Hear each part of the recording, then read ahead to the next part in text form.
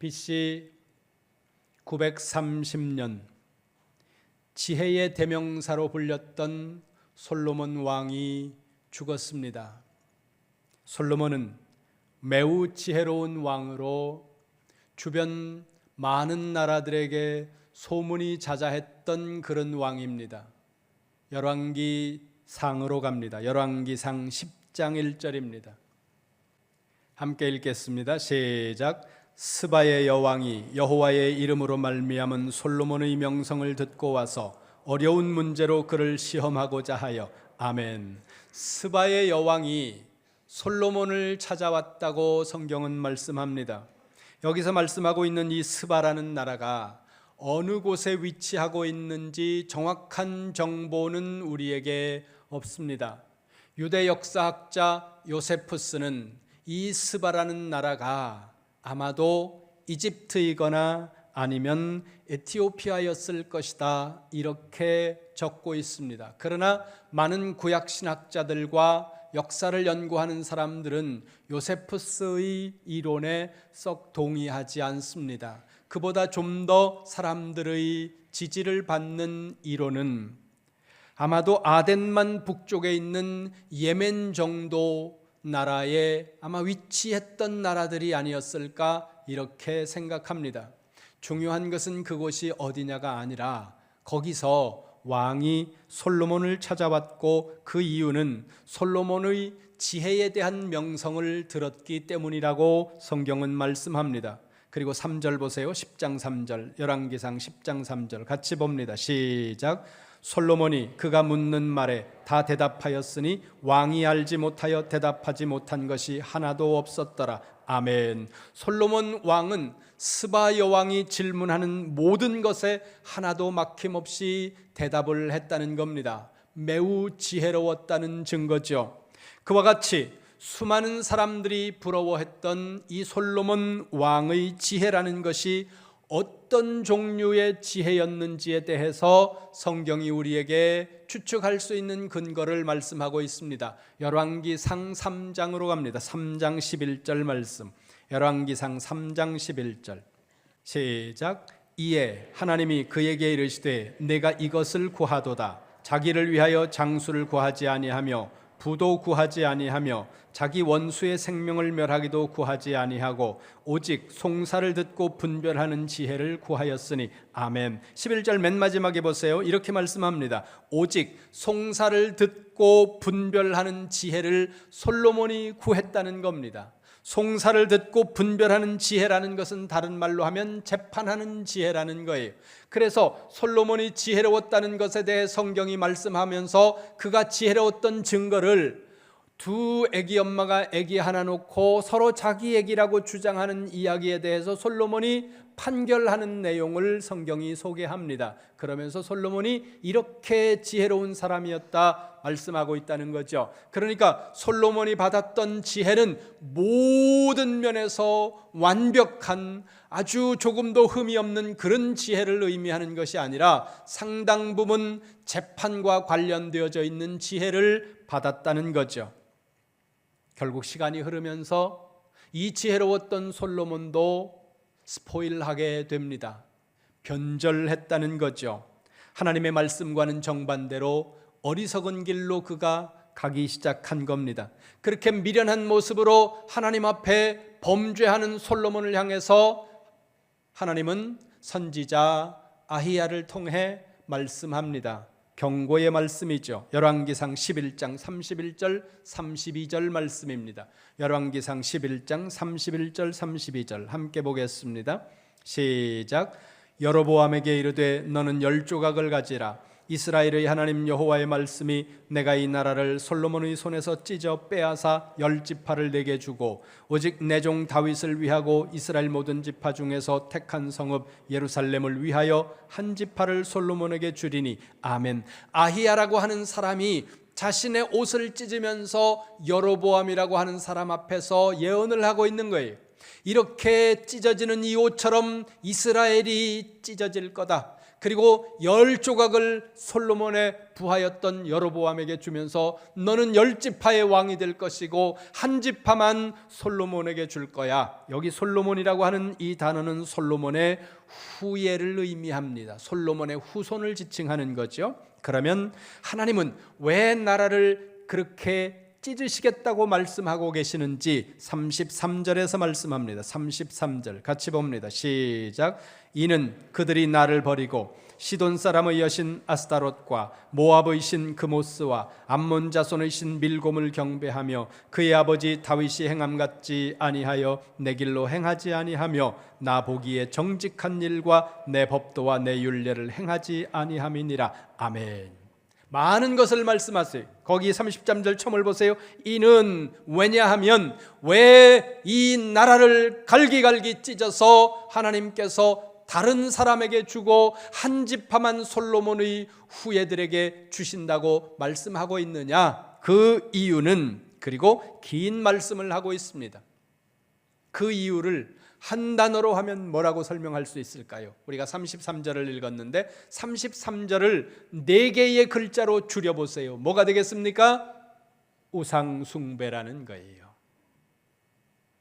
솔로몬이 죽은 후에 이스라엘은 극심한 혼란 가운데 빠지고 결국 나라는 남북으로 분열이 되게 됩니다. 같은 하나님의 백성들임에도 불구하고 2개의 나라가 되어버린 거죠.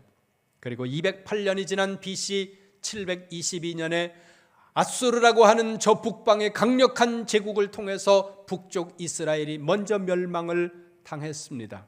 그리고 30년쯤 지난 후 북쪽 이스라엘이 멸망하고 30년 세월이 지난 이후에 남쪽 유다가 북쪽과 동일하게 멸망의 길로 들어가고 있는 겁니다. 북쪽의 형제 나라가 이스라엘이 어떻게 하다가 나라가 멸망했는지, 그 소중한 나라의 문을 닫게 되었는지를 이 남쪽 유다가 두 눈을 시퍼렇게 뜨고 보았음에도 불구하고 그들이 불과 30년 만에 다시 똑같은 길을 가고 있더라는 거예요. 그 무렵 유다의 14번째 왕이 들어서는데 그 왕의 이름이 므낫세입니다.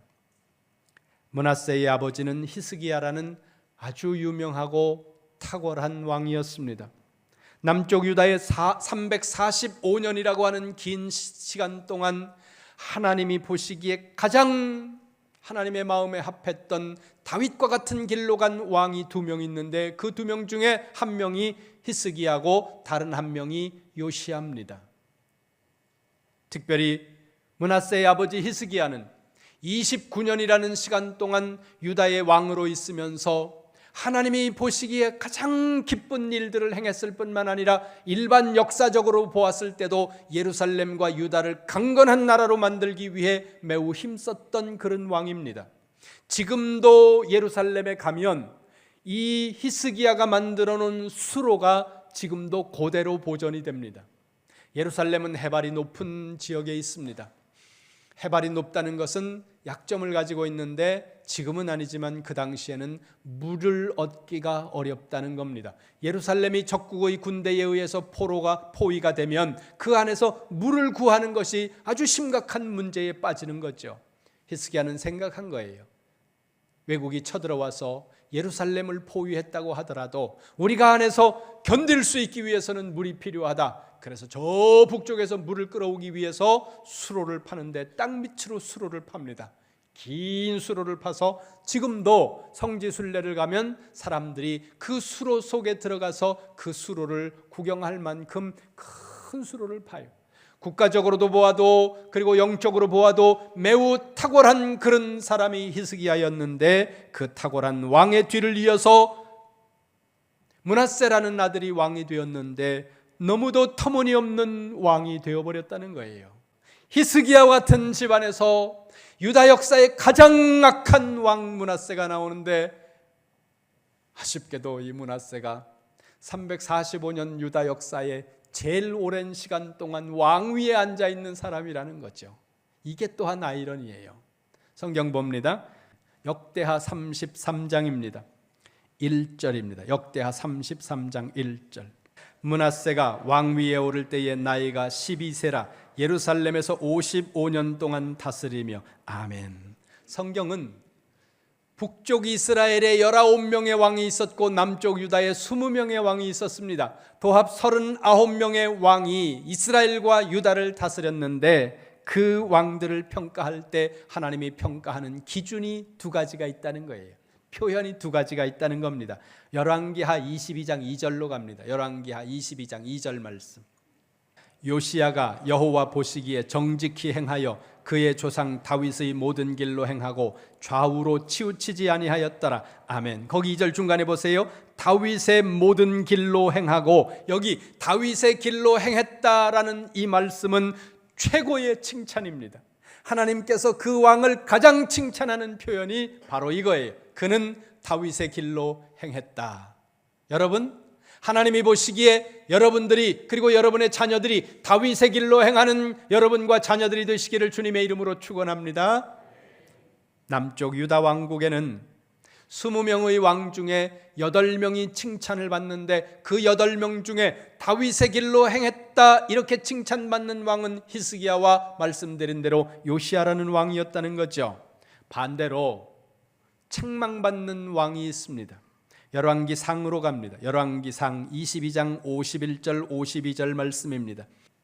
같이 봅니다. 시작. 유다의 여호사밧 왕 제17년에 아합의 아들 아하시야가 사마리아에서 이스라엘의 왕이 되어 2년 동안 이스라엘을 다스리니라. 그가 여호와 앞에서 악을 행하여 그의 아버지의 길과 그의 어머니의 길과 이스라엘에게 범죄한 느밧의 아들 여로보암의 길로 행하며. 아멘. 이스라엘의 왕들 중에 가장 악한 왕이 아합이라는 왕이었는데 그 아들이 아하시야 왕입니다. 근데 그 아하시야 왕에 대해서 평가하는데 뭐라고 평가합니까? 52절 맨 끝에 보세요. 그가 여로보암의 길로 행했다. 여로보암의 길로 행했다는 이 표현은 최악이었다는 표현입니다. 그러니까 조금 실감나게 표현하면 쓰레기라는 표현이에요. 하나님이 보시기에 저건 쓰레기 같은 왕이었어, 이런 표현이 여로보암의 길로 행했다는 표현이라는 겁니다. 그런데 하나님께서 여로보암의 길로 행했다는 이 표현과 함께 유다라고 하는 한 나라의 문을 닫게 만든 심각한 죄를 저지르는 그 죄에 대해서 또 하나의 표현을 하고 있는데 그 표현이 열왕기하 3장 26절입니다. 하나님께서 심각한 죄에 대해서 표현하는 또 하나의 표현이 있다는 거죠. 열왕기하 23장 26절입니다. 같이 봅니다. 시작. 그러나 여호와께서 유다를 향하여 내리신 그 크게 타오르는 진노를 돌이키지 아니하셨으니 이는 므낫세가 여호와를 경노하게 한 그 모든 경노 때문이라. 아멘. 하나님께서 유다를 향해서 불타오르는 진노를 멈추지 않으셨다는 거예요. 멸망해가는 유다의 그 멸망을 지연시킬 수 있는 왕들이 몇 번 나오는데 안타깝게도 그 왕들이 일찍 세상을 떠납니다. 그때마다 하나님께서 뭐라고 말씀하세요? 그들도 이 하나님의 진노를 막아설 수 있는, 하나님을 그럼 그토록 진노하게 만든 이유가 뭐냐? 므낫세의 죄라는 거예요. 여로보암의 죄, 여로보암의 길, 거기에 버금가는 표현이 므낫세의 죄라는 표현이라는 겁니다. 열왕기하 24장을 보세요. 24장 3절 말씀입니다. 3절 같이 봅니다. 시작. 이 일이 유다에 임함은 곧 여호와의 말씀대로 그들을 자기 앞에서 물리치고자 하심이니 이는 므낫세의 지은 모든 죄 때문이라. 아멘. 거기 보세요. 이 일이 임함은 3절. 이 일이 임함은, 이 일이라는 이 일이 뭐냐 하면 그 앞에 2절 보세요. 2절 같이 봅니다. 시작. 여호와께서 그의 종 선지자들을 통하여 하신 말씀과 같이 갈대아의 부대와 아람의 부대와 모압의 부대와 암몬 자손의 부대를 여호야김에게로 보내 유다를 쳐 멸하려 하시니. 아멘. 2절 맨 마지막을 보세요. 유다를 쳐서 멸망시키려고 한다는 거죠. 유다 멸망이라는 겁니다. 이 일, 유다 멸망이라고 하는 이 일, 왜 유다 멸망이 왔느냐? 므낫세의 죄 때문이라는 거예요. 그리고 그 므낫세의 죄 때문에 진노하시는 하나님의 진노를 요시야 같은 훌륭한 왕도 막지 못했다는 겁니다. 430년이라는 긴 세월, 슬픈 노예살이를 하고 있는 이스라엘 백성들을 하나님은 모세를 보내셔서 애굽에서 이끌어내셨습니다. 그리고 40년 광야를 지나가는 동안 구름기둥과 불기둥으로 그들의 앞길을 인도하셨을 뿐만 아니라 독수리가 날개 아래 자기 새끼를 품음같이 이스라엘 백성들을 보호하시면서 가나안 땅에 들어가 세우도록 한 나라가 이스라엘과 유다라는 나라였다는 거죠. 다윗이 찬란한 통일왕국을 이루었고 그 터대 위에서 솔로몬은 탄탄한 나라를 유지했을 뿐만 아니라 하나님이 그토록 기뻐하는 성전을 그가 지었습니다. 그 성전을 짓고 하나님 앞에 그 성전을 봉헌하던 날 하나님의 영광이 그 성전 가운데 가득했다는 거예요. 그렇게 하나님이 기뻐하셨고 하나님이 즐거워하셨던 그 나라, 그렇게 기뻐하셨던 그 성전을 하나님은 돌 위에 돌 하나도 남기지 않으시고 무너뜨려 버리셨다는 겁니다. 왜요? 므낫세의 죄 때문이라는 거예요. 므낫세의 범죄로 말미암아 그렇게 사랑하는 유다를 멸망시키고 그렇게 기뻐하셨던 하나님의 영광으로 가득 채우셨던 그 솔로몬 성전을 하나님은 쓸어버리셨다는 겁니다. 여기 열왕기하 24장에서 나오고 있는 므낫세라는 이 이름은 므낫세 한 개인이기도 하지만 대명사로 쓰이고 있는 이름이기도 합니다. 그럼에도 불구하고 하늘의 별처럼 그 수많은 이름 중에 왜 이 므낫세라는 이 이름은 유다 멸망의 슬픈 대명사로 쓰이게 되었을까? 이 땅에 수많은 나라들이 있는데 하나님께서 특별히 유다를 선택하셨습니다. 그리고 그 나라가 강성하도록 잠시 축복하셨고 그 땅에 성전을 지어서 내가 여기에 내 이름을 둘 거야 이렇게 말씀하셨던 그 땅을 하나님께서 왜 이방인들의 더러운 발 아래에 짓밟히도록 그 소중한 나라가 멸망을 당하고 그 소중한 백성들이 굴비처럼 엮여서 남의 나라 땅으로 눈물 흘리면서 끌려가도록 하나님은 그것을 허용하셨을까? 도대체 므낫세의 죄라는 것이 무엇일까? 열왕기하 21장 오늘 본문 2절을 봅니다. 열왕기하 21장 오늘 본문 2절입니다. 같이 봅니다. 시작. 므낫세가 여호와 보시기에 악을 행하여 여호와께서 이스라엘 자손 앞에서 쫓아내신 이방 사람의 가증한 일을 따라서 아멘. 거기 보세요. 므낫세가 어떻게 행했다는 겁니까? 이렇게 말씀합니다. 여호와 보시기에 악을 행했다. 이 부분을 히브리어 사본으로 보니까 베네 예호와, 베네는 원형이 아인이에요. 아인은 눈이라는 뜻입니다. 베네 예호와, 하나님이 보시기에 케토 아보트, 혐오스러운 디스커스팅한 일이었다는 거예요. 하나님이 보시기에 역겨운 일을 행했다는 거예요. 그럼 하나님이 보시기에 토가 나올 정도로 디스커스팅한 일이 도대체 무슨 일이었을까? 3절부터 구체적으로 말씀하고 있습니다. 3절부터 보세요. 21장 3절 보세요. 같이 봅니다. 시작.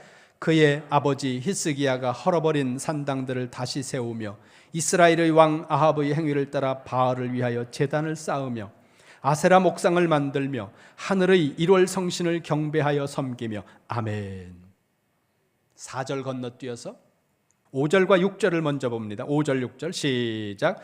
또 여호와의 성전 두 마당에 하늘의 1월 성신을 위하여 제단들을 쌓고 또 자기의 아들을 불 가운데로 지나게 하며 점치며 사수를 행하며 신접한 자와 박수를 신임하여 여호와께서 보시기에 악을 많이 행하여 그 진노를 일으켰으며 아멘. 그 다음에 7절 앞부분을 보세요. 또 자기가 만든 아로색인 아세라 목상을 성전에 세웠다는 겁니다.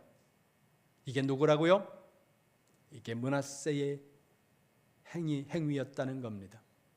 그러면 여러분 다시 한번 생각해 보세요. 우리가 열왕기하 21장 3절, 5절, 6절, 7절 앞부분까지 4절을 보았는데 이 55년 동안 므낫세라고 하는 사람이 역사에 없는 그 긴 시간 동안 왕위에 있으면서 그가 한 이 일들, 이걸 다시 4글자로 뭐라 그런다고요? 우상숭배라고 말한다는 거예요. 그는 55년이라고 하는 시간 동안 한 것이라고는 우상숭배밖에 한 일이 없었다는 거죠. 산당을 세우고 바알 제단을 쌓고 아세라 목상을 세우고 해와 달과 별들을 섬기는 행위를 하고 심지어는 예루살렘 성전 마당에 그런 우상을 세우고 거기서 우상을 섬겼다는 거예요. 이렇게 생각하시면 돼요. 지금 여러분들이 우리 예배당을 딱 들어올 때 엘리베이터에서 3층에 딱 내렸는데 문이 쫙 열리는데 천하대장군, 지하여장군 이걸 저기다 갖다 세워놨다고 생각하면 확 느낌이 오세요. 그뿐만 아니라 자기 아들을 불 가운데로 지나게 하고 점쟁이들을 찾아다니면서 점을 칠 뿐만 아니라 무당의 말이라면 무조건 그 말대로 따르면서 무당을 신임하는 왕이었다는 거예요. 이 모든 게 뭐예요? 우상 숭배라는 겁니다. 그리고 그 밑에 11절 다시 보세요. 11절 21장 11절 같이 보세요. 시작. 유다 왕 므낫세가 이 가증한 일과 악을 행함이 그 전에 있던 아모리 사람들의 행위보다 더욱 심하였고 또 그들의 우상으로 유다를 범죄하게 하였도다. 아멘. 므낫세는 자기 아버지 히스기야가 목숨 걸고 지켜왔던 이 신앙의 아름다움과 하나님 중심의 이 신앙을 무너뜨릴 뿐만 아니라 하나님께서 신명기 20장 17절에서 진멸하라고 말씀하신 아모리 족속은 우상을 섬기는 일에 너무 열심이었기 때문에 하나님이 말씀합니다. 진멸해라. 땅에서 쓸어버리라는 거예요. 다시는 그 족속이 땅에서 숨쉬지 못하도록 쓸어버려라 그랬는데 그 아모리 족속보다도 므낫세는 더 많은 우상을 섬기는 이스라엘 유다의 왕이 되었더라는 거예요. 거기다가 11절 다시 눈으로 보세요. 므낫세가 유다 백성 전체가 우상 숭배에 빠지도록 만들었다는 겁니다. 자기만 혼자 조용히 모르게 가서 우상을 숭배하는 것이 아니라 이스라엘 백성 전체가 우상을 섬기도록 만들었다는 거죠. 다시 열왕기하 21장 2절을 보세요. 21장 2절 눈으로 보세요. 거기 이렇게 말씀합니다. 므낫세가 여호와 보시기에 악을 행하여. 한번 생각해 보세요. 도대체 므낫세는 왜 이렇게 우상을 섬기는 사람이 되었을까? 그 마음 속에 도대체 무엇이 있어서 므낫세는 이토록 우상에 집착을 했을까? 거기 그 말씀에 힌트가 있습니다. 여호와 보시기에 악을 행하여. 이 말을 뒤집으면 뭐예요? 자기가 보기에 좋은 것을 따라갔다는 겁니다. 하나님이 보시기에 좋은 것을 따라가야 되는데 자기가 보기에 좋은 것을 따라갔다는 거예요. 여러분, 우리 신앙생활이라는 게 뭡니까? 우리가 보기에 좋은 것과 하나님이 보시기에 좋은 것이 갈등이 일어납니다. 그건 여러분 거의 모든 순간에 갈등이 일어날 수 있습니다. 그렇게 내가 좋은 것과 하나님이 좋은 것이 갈등이 일어날 때 내가 좋은 것을 포기하고 내 눈이 보기에 좋은 것을 접고 하나님이 보시기에 좋은 것을 선택할 수 있는 것, 그게 신앙이라는 거예요. 그럼 생각해 보세요. 도대체 왜 므낫세는 자기 눈에 보기에 좋은 것을 그토록 따라가면서 집착을 하고 있는 걸까? 이유는 하나예요. 풍요입니다. 열왕기하 21장에서 지금 이야기하고 있는 이 모든 므낫세가 섬기는 우상들이 약속하고 있는 것은 하나입니다. 풍요라는 거예요. 그런 점에서 오늘 우리가 살고 있는 이 시대가 너무 풍요를 위해서만 달려가고 있는 시대가 아닌가 우리가 고민해야 됩니다. 모든 사람들이 돈을 향해만 달려가고 있어요. 돈 없이 살라는 게 아니에요. 돈이 있어야죠. 스님도 돈이 있어야 되고 신부님도 돈이 있어야 되고 목사님도 돈이 있어야 되고 다 돈이 있어야지 살아요. 그런데 그 돈이 우리의 모든 것이 되고 우리의 유일한 목적이 될 때 우리는 심각한 위험에 처한다는 사실을 여러분들이 기억해야 된다는 겁니다. 우상은 인격도 없습니다. 우상은 삶도 요구하지 않습니다. 우상은 어떤 인내나 헌신도 요구하지 않습니다. 우상은 오직 풍요를 주겠다고 거짓 약속을 한다는 거예요. 그러니까 사람들이 풍요를 주는 그 우상에게로 빨려 들어가는 거죠. 물론 하나님께서도 성경을 통해서 우리에게 풍요를 약속하세요. 하나님이 성경에서 우리에게 얼마나 많은 약속들을 풍요와 관련되어 하시는지 여러분들이 성경을 통해 보실 겁니다. 특별히 신명기 28장을 보면 거기에 우리가 원하고 우리가 세상에서 누려야 되는 많은 물질과 관련되어 있는 복이 넘쳐난다는 거예요. 떡반죽 그릇이 복이 있고 들어가도 나가도 복을 받게 하시겠다는 이 말씀들이 우리가 좋아하는 물질과 관련되어 있다는 거죠. 그런데 하나님이 약속하고 있는 풍요는 그 자체가 궁극의 목적이 아니라 하나님이 원하시는 삶, 하나님이 기뻐하시는 삶을 살아나가는 과정 속에서 하나님이 주시는 은혜로 주어지는 것이라는 거예요. 그러니까 풍요를 목적으로 삼지 마세요. 풍요로운 삶을 사세요. 넘치는 넉넉한 삶을 사세요. 왜냐하면 돈이 많으면 자유가 확대됩니다. 돈이 많으면 여러분들의 기쁨이 확대될 수 있고 돈이 많으면 여러분들의 영향력이 확대된다는 거예요. 그건 분명합니다. 그러나 그것을 궁극의 목적으로 삼지 마시고 하나님이 기뻐하는 삶을 궁극의 목적으로 삼고 하나님이 원하시는 삶을 향해서 나갈 때 그 가운데 여러분들에게 주시는 은혜와 복으로서 물질의 축복을 누려야 된다는 겁니다. 여러분, 우리가 하나님을 믿는다는 게 뭡니까? 교회를 오래 다니고 성경을 많이 알고 직분을 받고 기도를 많이 하면 우리가 하나님을 믿는 것인가? 우리는 믿는다고 말합니다. 그러나 정말 하나님을 믿는 사람들은 우리가 하나님을 믿으면 믿을수록 그리스도 안에서 내가 사라져야 된다는 거예요. 내가. 그것이 다른 종교와 성경이 말씀하고 있는 믿음이 다른 것이라는 겁니다. 사도 바울은 고린도전서 15장 31절에서 이렇게 고백합니다. 형제들아, 내가 그리스도 예수 우리 주 안에서 가진 바 너희에 대한 나의 자랑을 두고 단언하노니 나는 날마다 죽노라. 나는 날마다 죽는다는 거죠. 내가 날마다 죽는 경험을 하는 거, 그냥 죽는 게 아니에요. 그리스도 안에서 내가 날마다 죽는 경험을 하는 거, 그게 신앙이라는 것입니다. 그게 하나님이 원하시는 믿음이라는 거예요. 그것이 없으면 우리도 한순간에 므낫세의 길로 들어가 버린다는 거죠. 그런데 역대하 33장으로 가면 열왕기 하에는 없는 내용이 추가되고 있습니다. 가보겠습니다. 역대하 33장입니다. 역대하 33장 11절 말씀. 역대하 33장 11절. 같이 봅니다. 시작. 여호와께서 아수르 왕의 군대 지휘관들이 와서 치게 하심에 그들이 므낫세를 사로잡고 쇠사슬로 결박하여 바벨론으로 끌고 간지라. 아멘. 이상하지요, 말씀이? 이상한데 이렇게 여러분이 성경을 읽는 순간에 확 오면 여러분이 스스로 이렇게 생각하셔도 돼요. 따라하세요. 내가 괜찮은 신앙인데 뭐가 이상해요? 이 말씀에서 거기 보세요. 깊이 생각하면서 보셔야 돼요.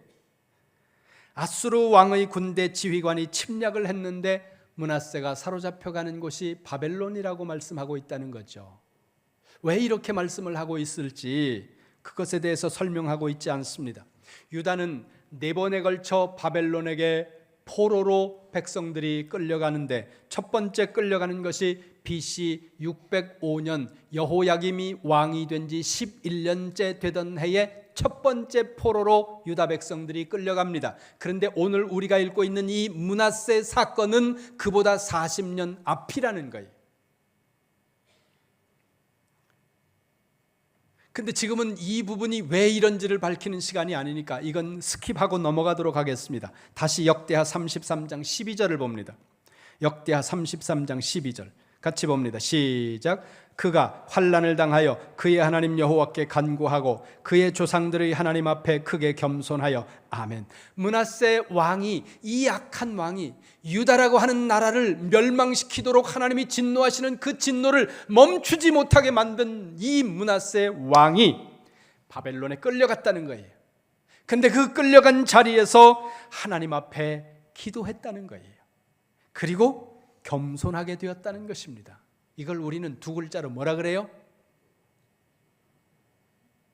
나쁜 사람이 좋은 길로 돌아왔어요. 뭐라 그래요? 개과천선이 아니에요. 개과천선도 맞긴 맞는데 신앙적인 용어로 뭐라 그럽니까? 회개라고 한다는 거죠. 13절 보세요. 역대하 33장 13절 같이 봅니다. 시작. 기도하였으므로 하나님이 그의 기도를 받으시며 그의 간구를 들으시사 그가 예루살렘에 돌아와서 다시 왕위에 앉게 하시매 므낫세가 그제서야 여호와께서 하나님이신 줄을 알았더라. 아멘. 하나님께서 바벨론의 포로로 끌려간 그 포로의 자리에서, 슬픈 고난의 자리에서 므낫세가 하나님 앞에 회개하고 기도했다는 거예요. 하나님 앞에 잘못했습니다. 그리고 기도했더니 하나님께서 다시금 그가 이 유다 땅으로 예루살렘으로 돌아올 수 있을 뿐만 아니라 그가 왕위에 복귀할 수 있도록 만드셨다는 거죠. 그리고 나서 이 14절 이후에 이어지는 말씀은 므낫세가 모든 우상을 제거해버리고 하나님 앞에 바른 신앙으로 회복했다고 말씀하고 있습니다. 그러면 왜 열왕기서는 이런 므낫세에 대해서 언급하지 않고 므낫세가 악한 왕으로 끝나고 있는데 역대기에서는 이 다른 결말을 므낫세가 회개하고 있는 모습을 기록하고 있을까? 그건 성경이 관점이 다르기 때문입니다. 열왕기서는 목적이 어디에 있느냐면 왜 이스라엘과 유다가 멸망해 갔느냐, 이걸 설명하려고 하는 것이 열왕기서의 말씀의 목적이에요. 역대기는 포로로 잡혀갔던 이스라엘 백성들이 다시금 이스라엘 땅으로 예루살렘으로 돌아와서 유다 땅에 정착을 해보니까 너무너무 기대 이하의 삶이에요. 다 망가진 겁니다. 모든 조국의 강산이 초토화돼 버리고 그리고 무너져버린 이 절망스러운 상황 속에서 백성들이 탄식하는 겁니다. 그 탄식하는 백성들 앞에 하나님께서 선지자를 통해 말씀하시는 거예요. 누가 하나님의 백성인가? 그걸 말씀하기 위해서 므낫세의 회개 사건을 기록하고 있다는 거죠. 누가 하나님의 백성입니까? 회개하고 하나님 앞으로 돌아오는 사람이 하나님의 백성이라는 거예요. 마치 므낫세와 같이 너무도 그의 죄가 심각해서 한 나라를 멸망시키고도 그 하나님의 진노가 다 쏟아지지 않을 만큼 그 엄청난 진노를 유발시킨 므낫세 같은 죄인이라 할지라도 하나님 앞에 회개하고 돌아오면 하나님은 용서하시고 다시 그의 삶을 회복시키시는 하나님, 그 하나님이 오늘 여러분과 제가 믿는 하나님이신 줄로 믿습니다. 그 하나님에 대해서 가장 잘 설명하고 있는 말씀이 누가복음 15장에 있는 예수님의 비유입니다. 누가복음에는 세 개의 비유가 나옵니다. 처음에는 잃어버린 양을 찾는 목자의 비유, 두 번째는 잃어버린 드라크마를 찾는 여인의 비유, 세 번째는 잃어버린 아들을 찾는 아버지의 비유라는 거죠. 많은 분들은 탕자의 비유라고 이렇게 부르기도 합니다. 한번 찾아보겠습니다. 누가복음 15장 12절 13절 말씀입니다. 누가복음 15장 12절 13절 말씀.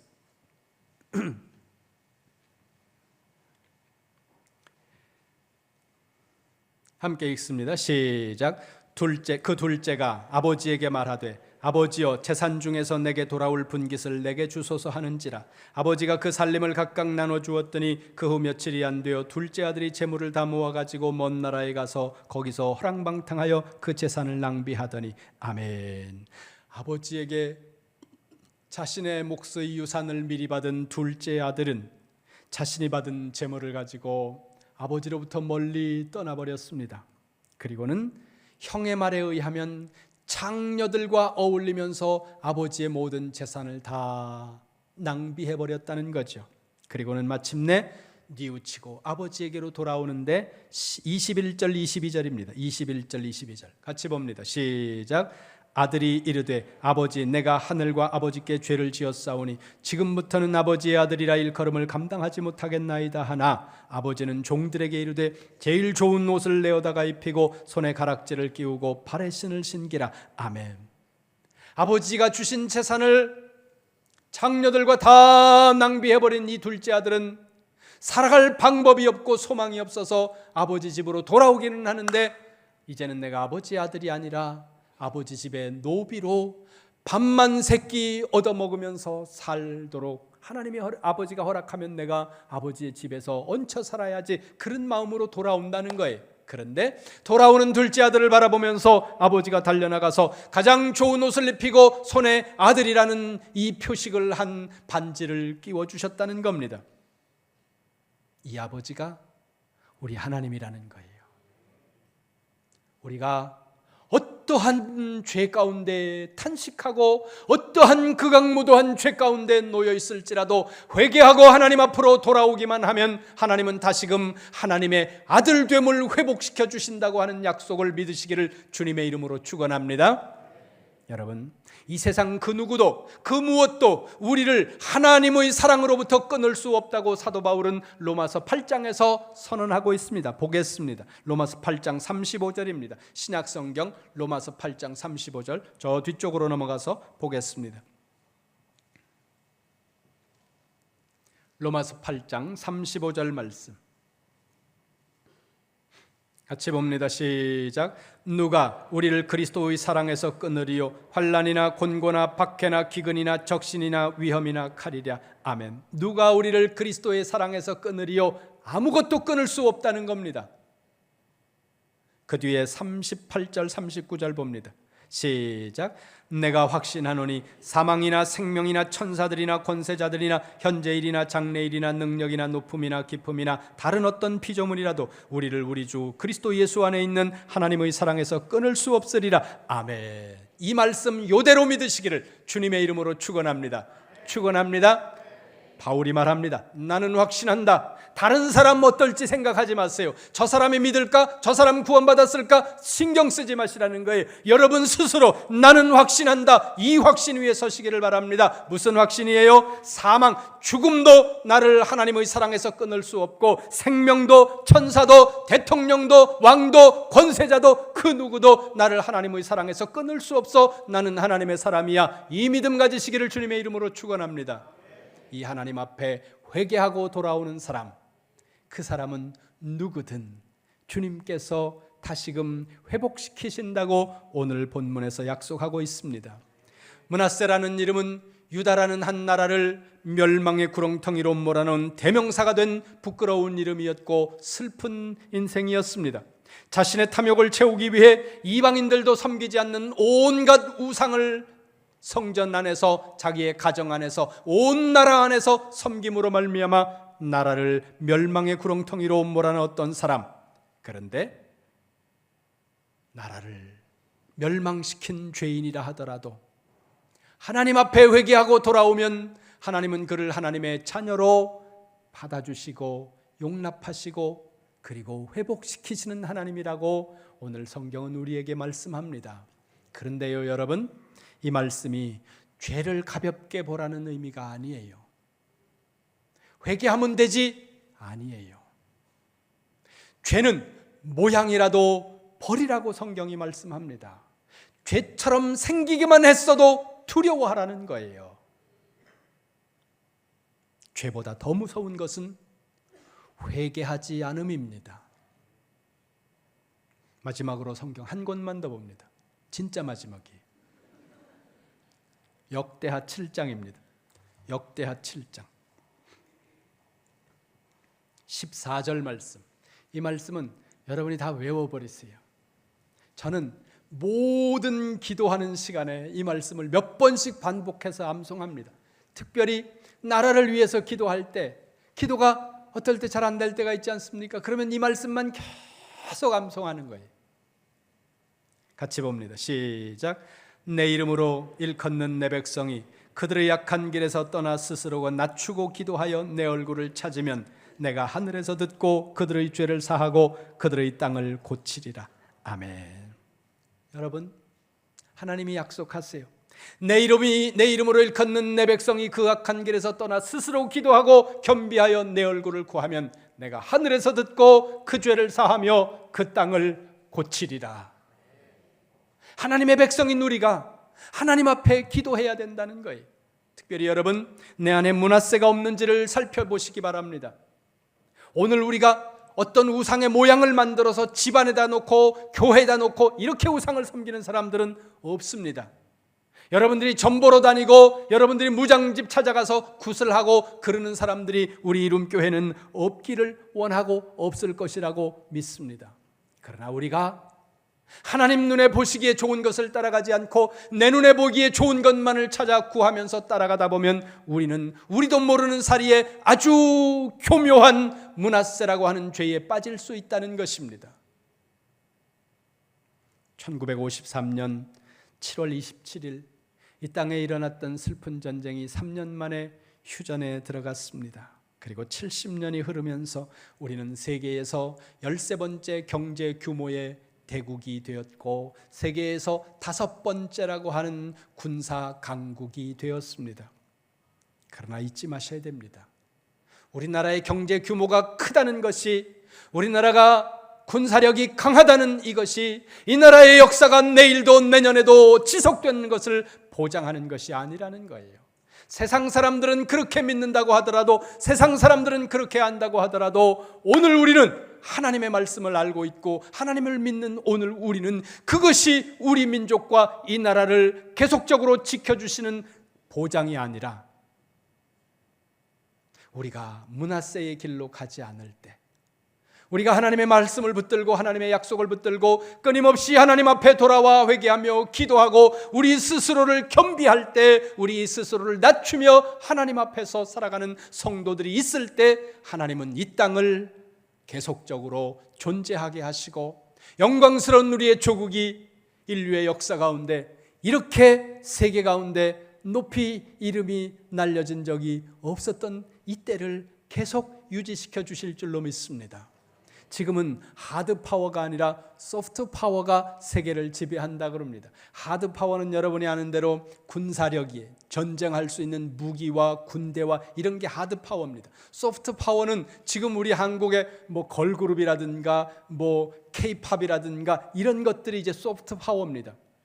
외국에서 나오는 신문들을 보니까 이렇게 이야기하는 사람들이 있어요. 한국을 연구하는 사람들 중에서 글을 쓰는데 뭐라고 이야기하는가 하면, 한국이 5,000년 역사에 유례 없이 전 세계를 소프트 파워로 지배해 나가는 유일한 제국이 되고 있다. 멋있잖아요. 가슴 뛰지 않습니까? 오늘 우리가 살고 있는 이 아름다운 조국을 우리 다음 세대에 더 좋은 나라로 우리가 물려줘야 되지 않겠습니까? 그리고 하나님이 쓰시는 나라가 돼야 되지 않겠습니까?